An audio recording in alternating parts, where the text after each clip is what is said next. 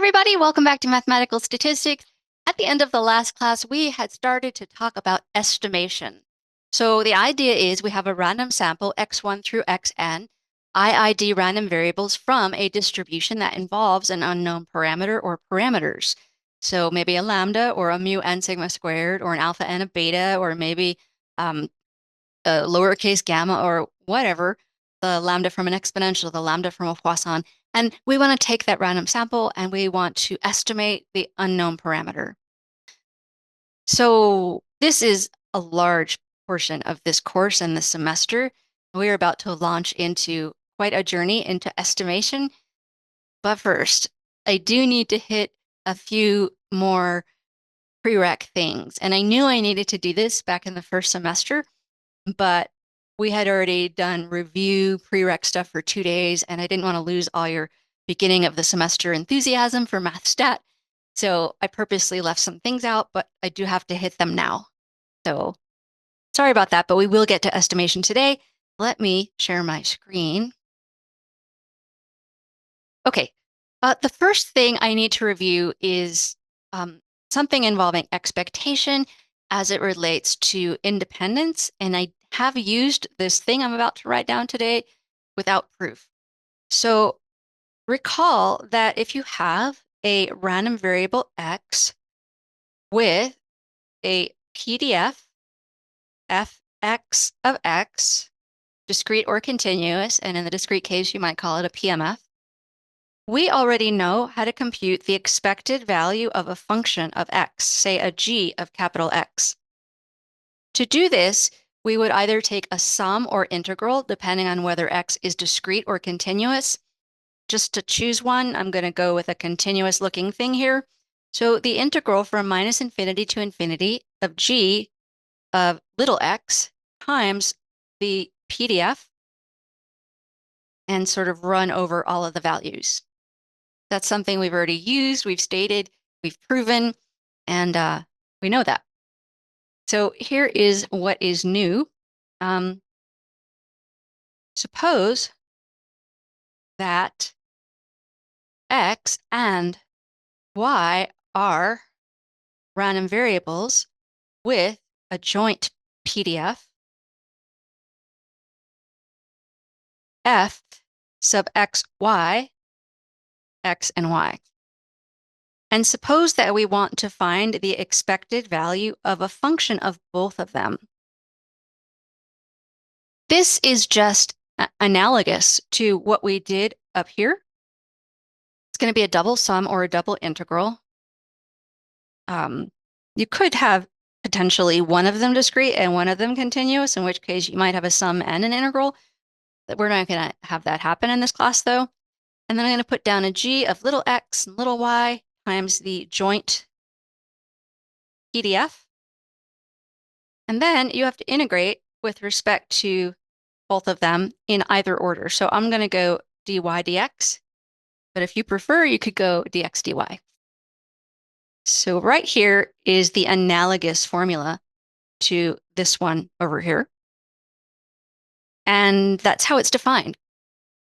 So I want to talk about independence between random variables and use this to prove some things. So squiggly line thought break here. Suppose that x and y are independent, discrete or continuous. The expected value of x times y is then equal to the expected value of x times the expected value of y. And if they're dependent, if they're not independent, this also may be true, but it doesn't have to be true. So this is actually not an if and only if statement. If they're independent, this will be true. If this is true, they may or may not be independent. We'll see some examples. Before proving this, let's actually write this a little more generally. Maybe we're going to look at other products of functions of x and y. So let's say more generally, the expected value of like a g of x and an h of y will equal the expected value of g of x times the expected value of h of y if x and y are independent. Not an if and only if. But this is the thing I want to prove right now. So proof. So just to be clear here, x and y are independent. And let's prove this line up here. I'm going to start with the left side. The expected value of g of x times h of y. And I hope it's clear from my notation, but this g function doesn't somehow depend on y. These are, I can factor this into an x part and a y part. This is like, I would use a different letter, but this is like a g of xy. And so to do this, we now know how to do this sort of expectation. We would do a double integral or a double sum if they were discrete of this function with lowercase letters plugged in times the joint PDF and then dy dx or dx dy, it doesn't matter. So I don't know what the joint PDF is exactly. I didn't write an example here, but I do know they're independent. And that means we can factor that joint PDF into a product of the two individual or marginal PDFs. So a g of little x, h of little y, times a PDF for x that I'm going to call f sub x of x, times a marginal PDF for y, dy dx. So what can we do with this? The way I have written this, my inner integral is with respect to y. Yours might be with respect to x, but I'm going to look at this inner integral first, and I'm going to pull out the things that I don't need that don't depend on y, like this g of x and this f sub x of x. So I'm going to focus on that dy integral and pull the stuff that I don't need out. G of x, f x, x, integral h of y, f y, y, dy, dx. So now we've got this integral in here, and this is how we define the expected value of a function h of the random variable capital Y. There's no more randomness in that, and there's certainly no x's in that. So to continue, I can pull this out front of the entire integral.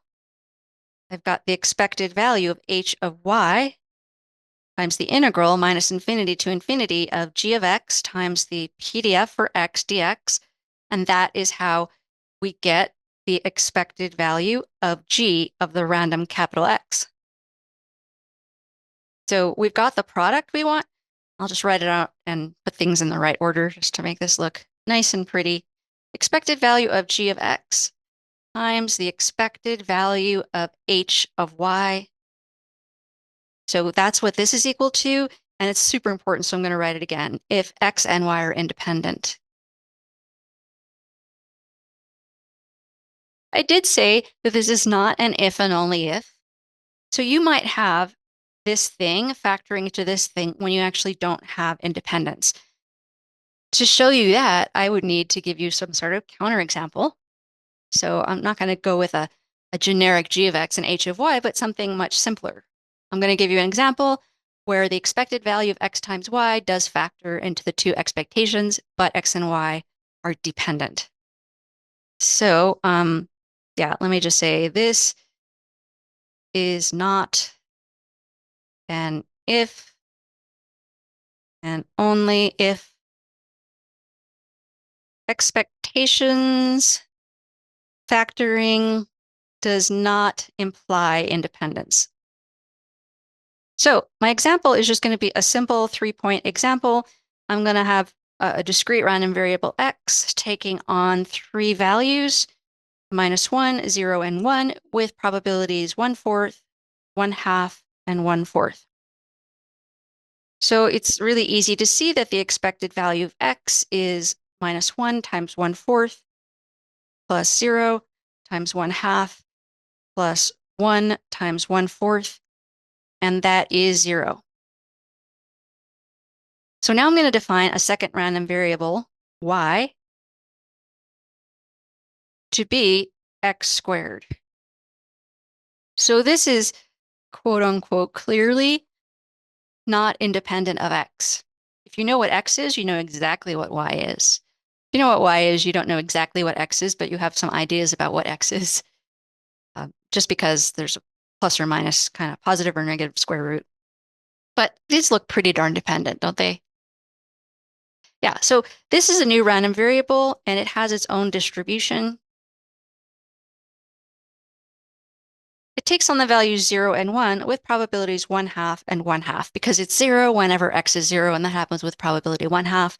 And it's 1 when x is either -1 or +1. So that's the rest of the probability that you can get from adding those disjoint events. X can't be -1 and +1 at the same time, so that's a disjoint event kind of thing. So from this, I actually, for this example, I don't need the expected value of y, but I might as well compute it while I'm here. This is 0 times 1/2 plus 1 times 1/2, which is 1/2. And we could have found the expected value of x squared back up here by using that law of the unconscious statistician, by taking each value and squaring it and multiplying by its respective probability. But the point is this: x and y are pretty darn dependent.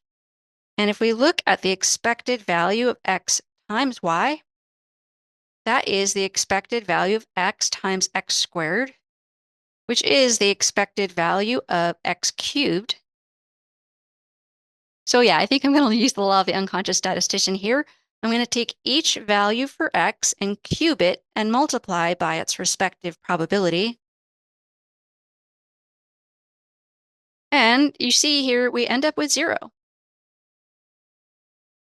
The expected value of x was 0, so I can tell you right now, this is the expected value of x times the expected value of y, right? Because this was 0. So this is 0 and this is 0, and that means, and this is, defined, it's not infinite or anything like that. So we have an example of the expected value of x times y being the expected value of x times the expected value of y, but they're not independent. Okay, so the next thing for review, or this may be the first time for you, and that's okay, is the concept of variance. Variance is a measure of spread of a distribution.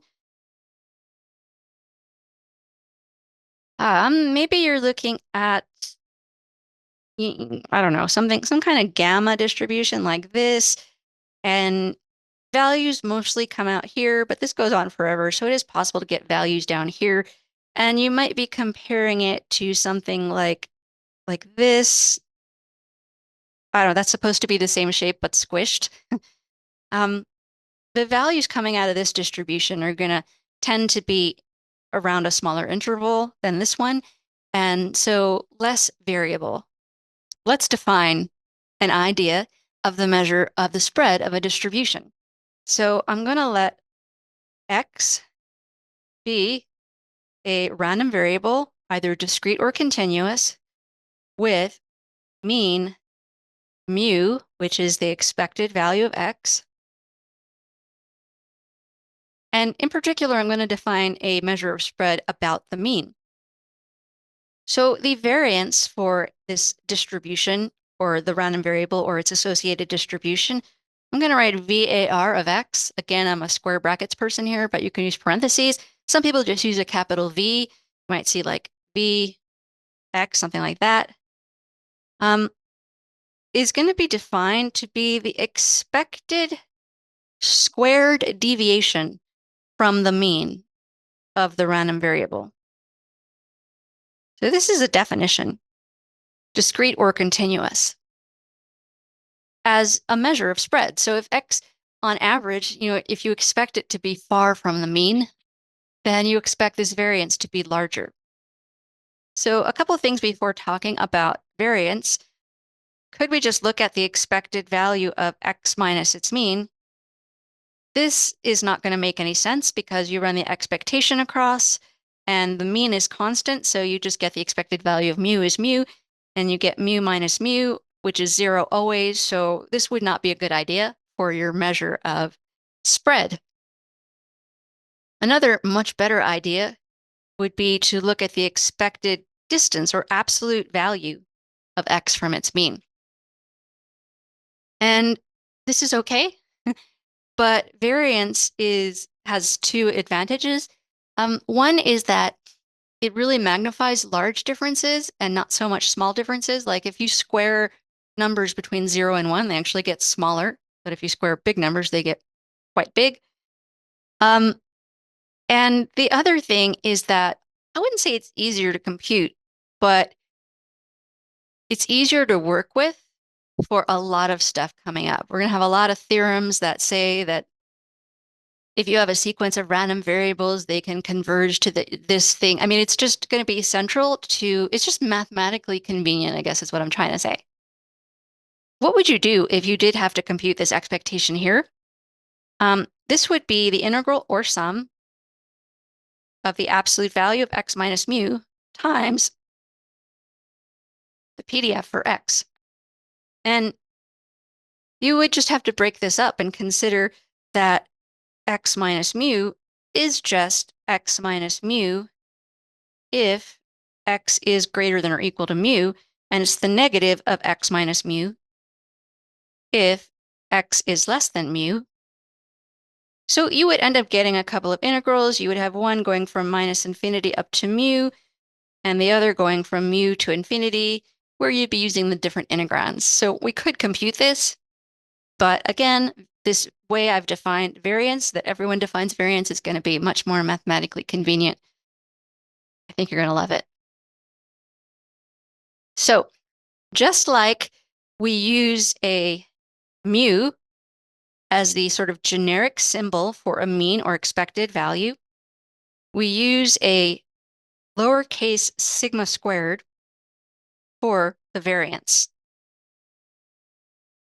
And just like we've been doing all along, if we have multiple variances to consider, you might see like subscripts. Okay, so now that we define variance, let's talk about some properties. The first, I'm not sure I would call it a property. I might not put it in this list, but there is a maybe more computationally pleasing way to compute a variance. So it's the expected value of x minus its mean squared. And let's square this out and see what happens if we sort of move things around. This is the expected value of x squared minus 2 mu x plus mu squared. Now, mu is a constant, so if I run this expectation through, I get the expected value of x squared minus 2 mu, those get pulled out of the second term, expected value of x, plus mu squared, which you can think of as the expected value of mu squared, but it's constant. So it's just mu squared. And this is mu again. So I really have, minus 2 mu squared plus mu squared.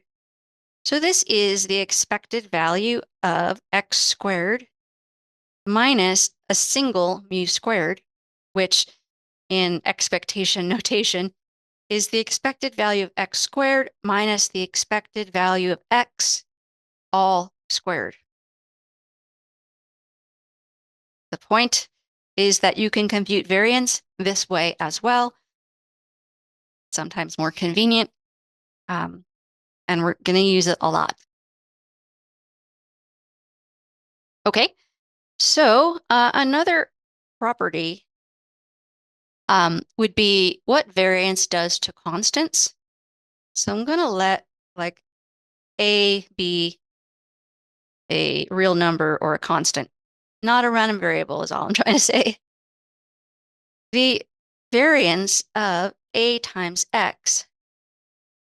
If we go to compute this, you might call this y, a new random variable. Look, so y is a times x. And the mean for y, the expected value of y, is going to be the expected value of a times x. And that's a times the expected value of x. So that's A times whatever the mean is for X. And so going back over here, this is actually, let me write this first. This is the variance of my newly defined Y. And this is the expected value of Y minus its mean squared. Or maybe you want to use our new exciting computationally pleasing formula. This is the expected value of AX minus A mu X squared. So you can pull the A out of that thing in the parentheses, but it will get hit by the squared, right? This is the expected value of A times X minus mu X squared. So this becomes squared and this becomes squared. And the first squared, that squared A, can pull all the way out. Way too many parentheses here. And there you see the variance for X.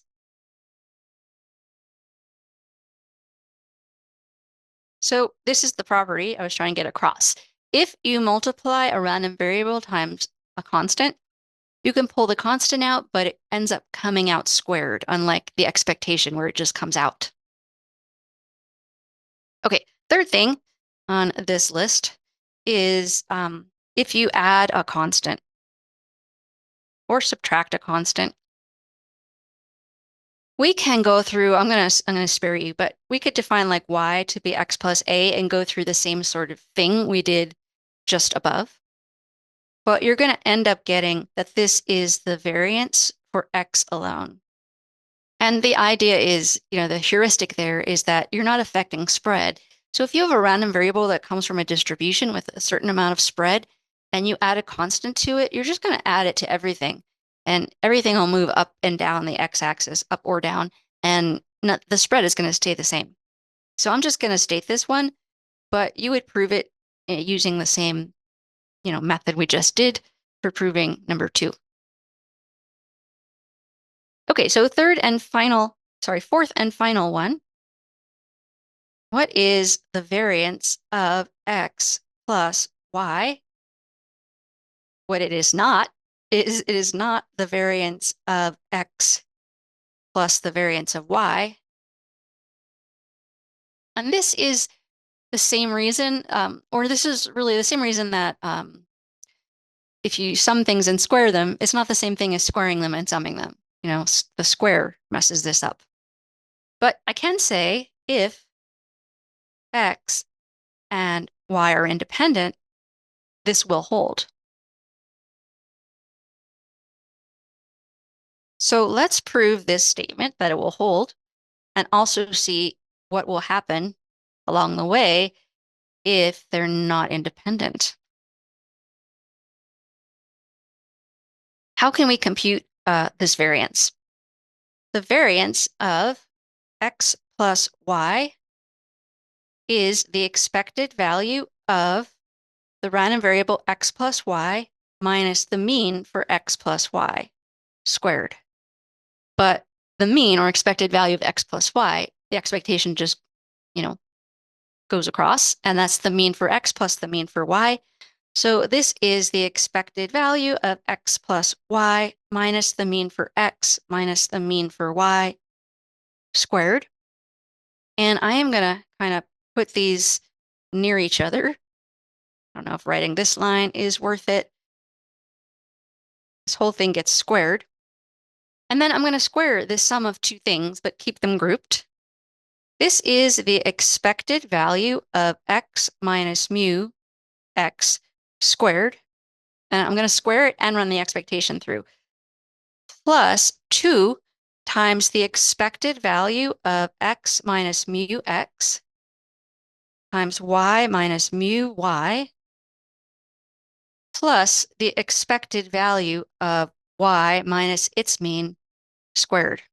And so here's the variance for x, and here is the variance for y. And then we get this other thing. So let me just write this part. This is the variance for x plus a thing that we need to talk about. And then this is the variance for y. So if x and y are independent, this is like a function of x only. and this is a function of y only. So if we have independence, this expectation, given what we did at the beginning of class today, would factor into a product of expectations. And we did this expectation already today. Remember, we called it was the expected value of x minus mu. But if you run the expectation across, you get 0 for both of these. And so this term will go away. And so if we have independent random variables, the variance of the sum is in fact the sum of the variances. But if they're not independent, there is a problem. And this, I guess the last thing I want to say for now, I should talk about properties of this, but I want to get back to the math stat before I drive too many of you away. The covariance, this is something known as covariance between x and y is denoted and defined as the, well, we would write it like usually a COV of x comma y, and it is this expectation. So if the covariance is 0, then the variance of the sum will be the sum of the variances. And this covariance is always 0 if x and y are independent. All right, I just said I didn't want to do it, but let me say a little bit about covariance. Suppose we have random variables x and y, and we sampled them. We actually got some values. We actually measured some heights and shoe sizes or something like that. So let me plot some x values and some y values, and maybe they sort of look like this. I'm just going to guess, looking at this, it's just a sample, but I'm going to guess that the mean for y is somewhere like in the middle of this range of y values, like maybe over here. And I'm going to guess that the mean for x is somewhere towards the center of this over here. So let me draw some dashed lines here. If you look at the points up here, all the x's minus the mean for x are positive for points in here. The same thing for the y's. And so the product is positive. And then for all the points down here, x is actually less than its mean. So x minus mu x is negative, and y minus mu y is also negative. And this means that the product, again, is positive. Now, the way I've drawn this, it's hard to tell. It's really messy. There's like a point up here, possibly a point down here. Most of the points, though, are in these two quadrants. But some color coding here. In this region, x minus mu x times y minus mu y is actually negative, and the same for this region up here. So although this expectation is a theoretical quantity, if you think of its sample version, much like we have a true mean, an expectation, and a sample mean Xbar, if you look at kind of like a sample version of this, then you can think of averaging all of the points in this glorious figure. And you'll get a lot of positive values. You're going to compute all these products and add them up and divide by the total number of points, and you'll have mostly positive values. So for this sort of picture, redraw this. If as one variable increases, the other increases, that means the covariance between them is likely. I say likely because it's only a sample. Could be a very strange sample and not really indicative of what's going on in the population, but the covariance here is likely positive. And similarly, if you see as one increases, the other decreases, the covariance is likely negative. I really don't want to talk about covariance, and I'm going more and more on a tangent. And that's because we have IID things in here. So we're not really going to have to deal with covariance very much.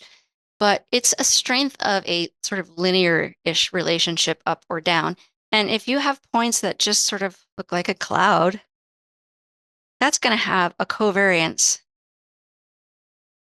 close to 0.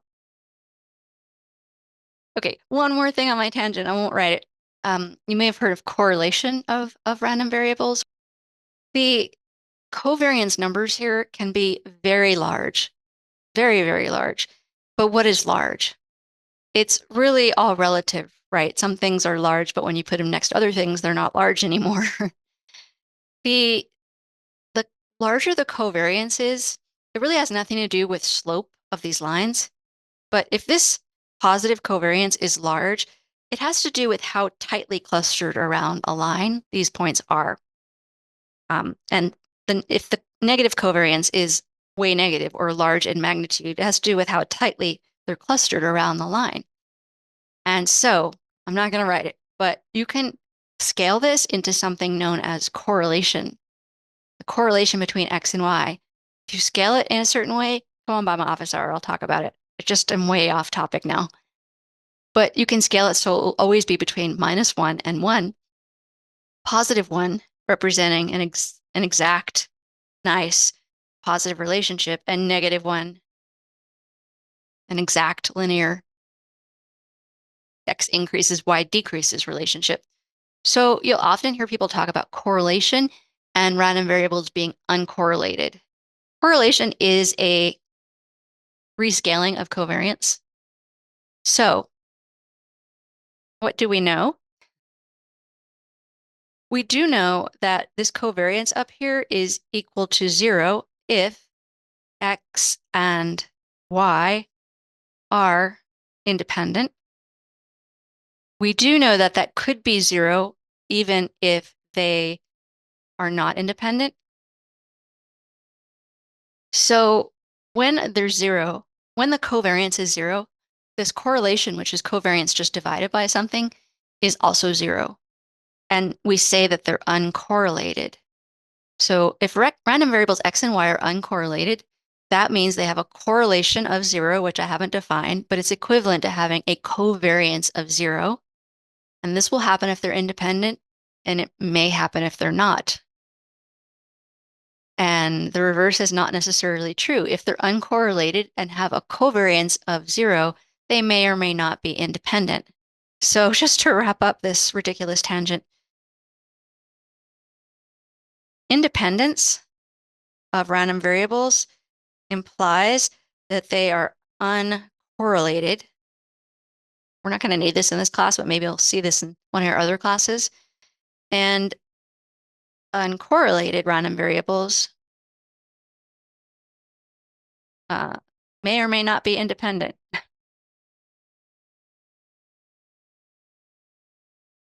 So there's no implication arrow there for me to write.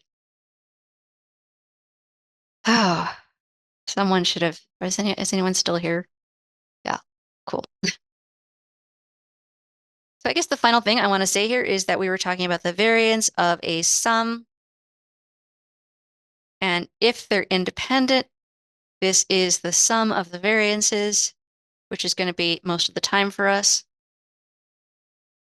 But in general, the variance of a sum is the variance of one of them plus the variance of the other one plus 2 times the covariance between them.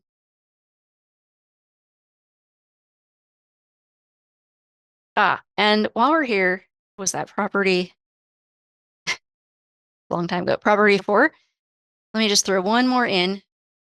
Property 5, if X and Y are independent, what happens if we look at the variance of X minus Y? So the quickest way for us to do this is to say that this is the variance of X plus -1 times Y, and to use independence to run that variance across that sum.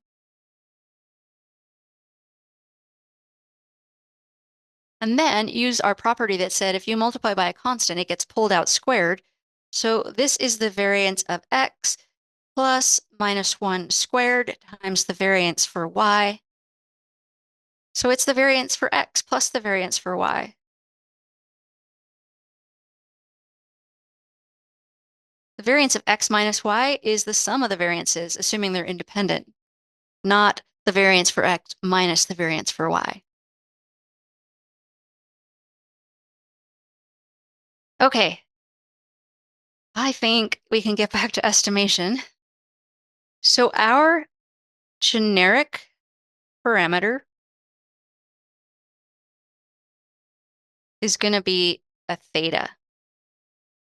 So theta might be mu in a problem. Theta might be the lambda of a problem. Theta could be vector valued. It could be the mu and sigma squared for the normal distribution.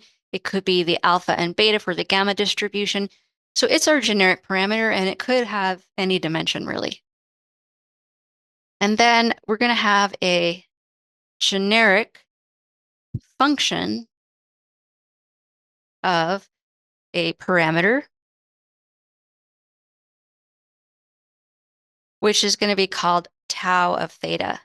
So for example, maybe we want to estimate theta squared, in which case tau of theta would be the function theta squared. I want to estimate theta, but you want to estimate theta squared. Should you take my estimator and square it? That sounds like a decent idea, but that's what we have to figure out. So before we can come up with ways to estimate the unknown parameters from the random sample x1 through xn, we need to talk about qualities of estimators. What is a good estimator and better and best, and when does it exist, and things like that. And yeah, so let me go on with notation. So an estimator for theta is written as a theta hat. Now, this is going to be something random. This is like having a true mean mu and then mu hat being your estimated value from the sample.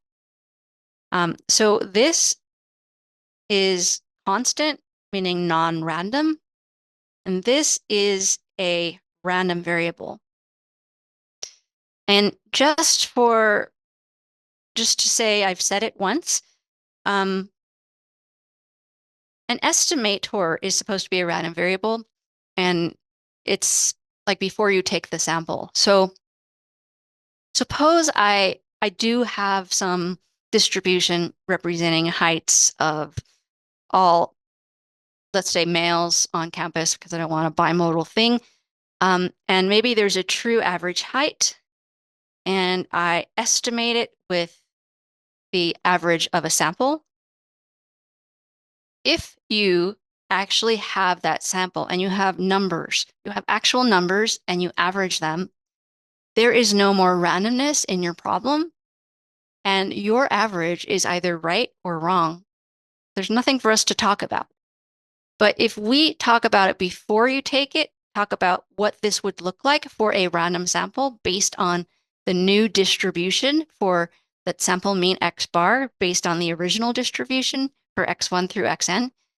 Now, while it's still random, we can talk about whether or not that's a good idea in terms of probability. We could say, with this probability, you are this close to the true mean, things like that.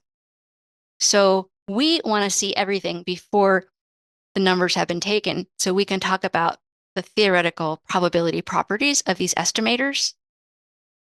With that, I'll just put this in parentheses. It won't come up again, but an estimate, as opposed to estimator, for theta is also written, let me just do it with the mu, is like mu hat equals a number. Or for us, this might be like a lowercase x bar, nothing random. So the estimator is the random variable. The estimate is the numeric thing. And you'll see people just probably I will slip up and say estimate at some point. I'm not going to hold you to this, but we're going to deal with estimators, not estimates. And then we can give them to someone else in Stat 101.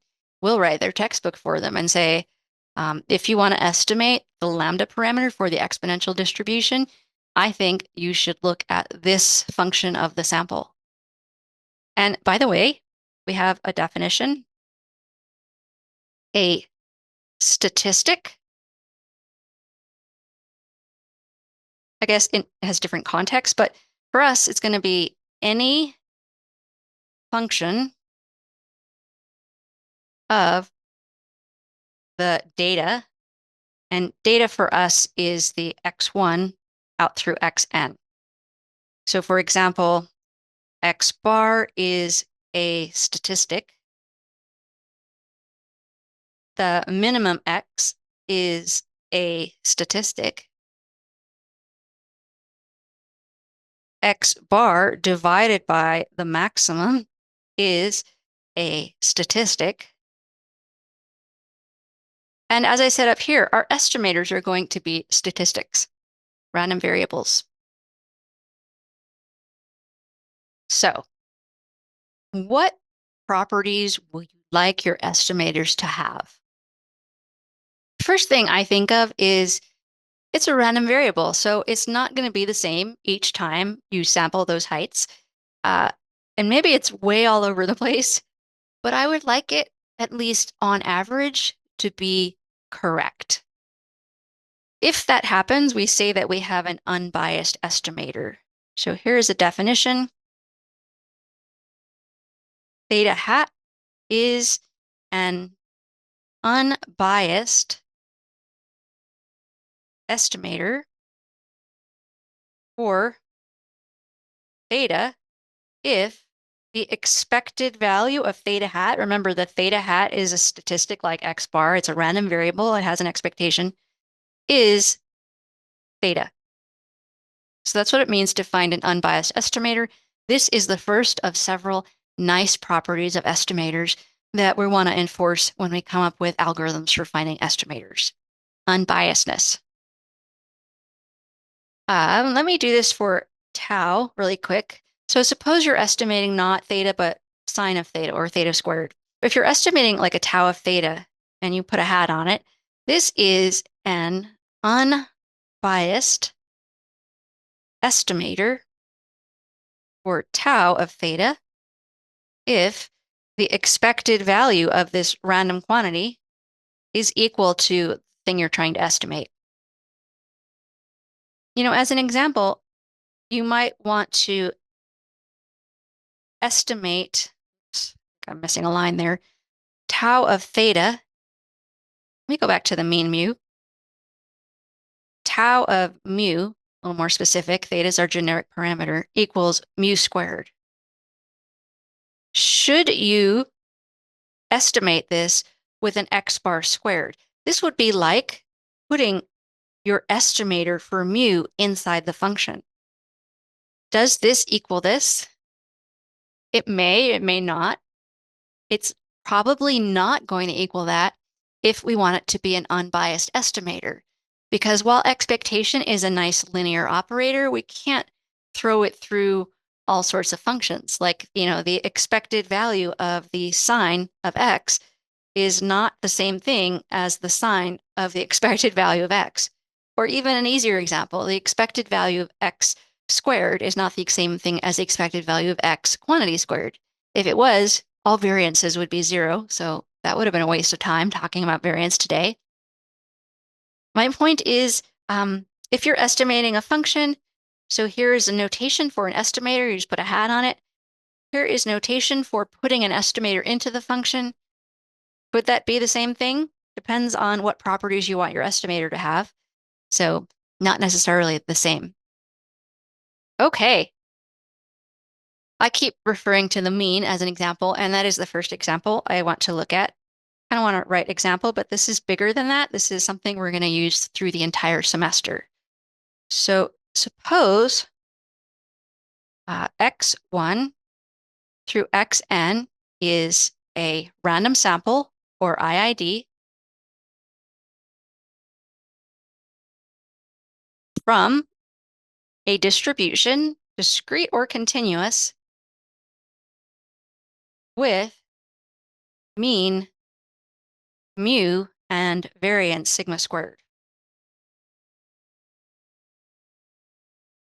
Remember, random sample means IID, so they have the same distribution, so they're going to have the same mean and the same variance. That's why I don't need a mu1 through mu n or a sigma squared 1 through sigma squared n. Let's consider estimating the mean mu, which is the expected value of any one of them. Expected value of x1, the expected value of x5, it doesn't matter. They all have the same mean, with the sample mean, X bar. In other words, I'm going to take my estimator for mu to be X bar, nice and capital, nice and random. It's a statistic. Is it an unbiased estimator? So let's call this 1 in here. The expected value for mu hat is the expected value for X bar. I think we did this one already, but I'll write it out again. I'm going to write out what X bar is. I am going to pull the constant out. I'm going to run the sum out. Doesn't come out of a variance necessarily, but it definitely can come out of an expectation. They all have the same expectation, mu. So this is like mu plus mu plus mu n times. So this is 1 over n times n mu, or mu. So what we have just shown is that regardless of the underlying distribution, it may be discrete, it may be continuous, it may be has a name, it may be a distribution you made up. We didn't use a distribution, but I guess the star is the expected, is that X bar is always an unbiased estimator of the mean of the distribution. And I don't know, have a subscript there, but I just mean one of the X's. They'll have the same distribution. Always, always, always. So now we know we could come up with the expected, like for a normal distribution with mean mu, we can use the sample mean X bar as an estimator for mu, and on average, it will be correct. It will be an unbiased estimator. And I think unbiasedness is a pretty good property to have, but it's not everything. Let me continue in this example. Call this. Actually, let me put one more line here. So you might see this written like this. Mu sub X bar, the mean for X bar, is just the mean for any one of them. So number 2 here, I want to look at the variance of this estimator. Again, I have no given distribution, just a random sample, and we are estimating the mean mu with X bar. And on average, it's right, but maybe it's swinging wildly about that average. If you only get to sample one group of students and measure them, you would hope that the thing you're planning to measure, the estimator that we talked about before we actually compute it, maybe it doesn't swing so wildly. So let's look at the variance for this. Mu hat is X bar. This is the variance for 1 over n, the sum as I goes from 1 to n of the xi. We can pull constants out, but they come out squared. So this 1 over n comes out squared. Variances do not in general run across sums, but they do if we have independence. We showed it for 2 random variables, it would hold for all n of them. So this is the sum as I goes from 1 to n of the variance of xi. And please, for your homework early on in this class, write something like this or a marginal note by independence, but explain how you did that, please. Okay, they all are identically distributed. They all have the same variance. This is 1 over n squared. The sum as I goes from 1 to n of sigma squared. So just like it was above, we have sigma squared plus sigma squared plus sigma squared. We have that n times, so we have 1 over n squared times n sigma squared, and we get sigma squared over n. So the variance for X bar is the variance for any one of them divided by n.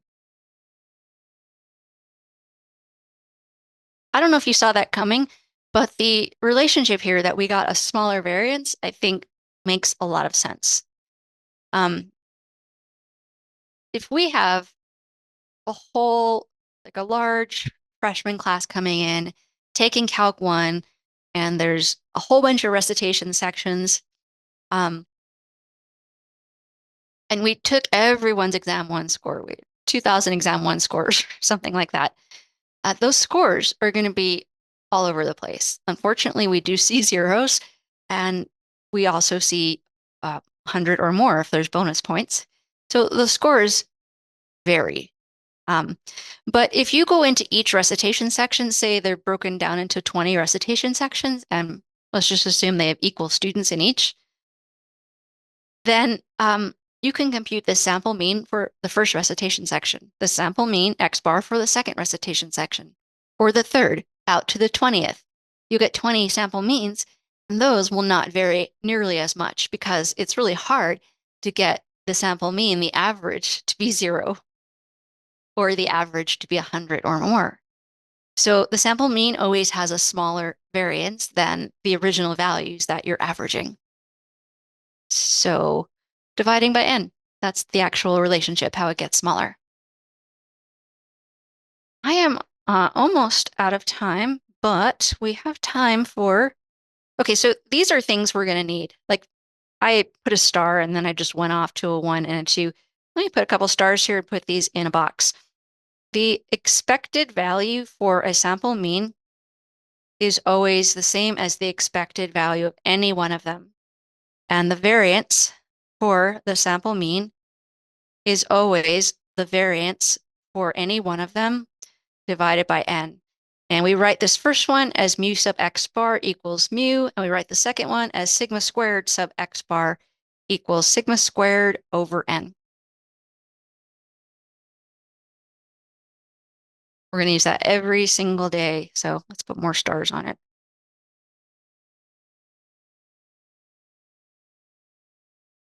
Okay, so the last thing I can get in today is if someone gives you a distribution and says, please estimate the true mean, you could use the sample mean. But what if you want to estimate mu squared? We kind of already hinted at this. So this is like a tau of mu equals mu squared. So let's suppose as your estimator, you take it to be x bar squared. So in other words, you define your estimator to be this function with your original estimator for mu plugged in. This is no longer unbiased. It may be a good estimator, but it's no longer unbiased if that's a property you want. So let's just check out what happened here. The expected value of tau of mu hat is the expected value of x bar squared. And the real reason I want to check this out is to give you the shortcut here. Today, we saw this relationship that says the variance of a random variable can be written as the expected value of the random variable squared minus the expected value of the random variable all squared. So I want to unravel that relationship to get at this. So back over here, this is the variance for x bar plus, I need to move this to the other side, the expected value of x bar squared. The variance for x bar is sigma squared over n, where sigma squared is the original variance for the individual things in the sample, and the expected value is mu, and that ends up squared. So we don't get mu squared. When trying to estimate mu squared and taking our estimator and squaring it, it's not an unbiased estimator. So x bar squared is not an unbiased estimator for mu squared. That doesn't mean it's not good. And I have 1 minute. So as a final thing, these estimators are random variables. And imagine a number line and the unknown thing you're trying to estimate. The random variables have distributions, and they don't have to be nice and symmetric. They certainly don't have to be bell curves. But if the distribution of your random variable looks like this, that's supposed to be right in the center, a nice unbiased estimator. Would you rather it look like this, or would you rather it have small variance? I would rather it have small variance, right? Because it's more predictable, because if I were to sample a value from this, I would get things closer to the theta. But as a third plot here, would you mind being a little off if you had really, really small variance? Now it's highly predictable. So unbiasedness is often thought of as the be-all, end-all quality for an estimator, but it's not. You might actually want to trade for a little bit of bias to have more predictability, to have less variability. So we're going to continue that conversation next time on mathematical statistics.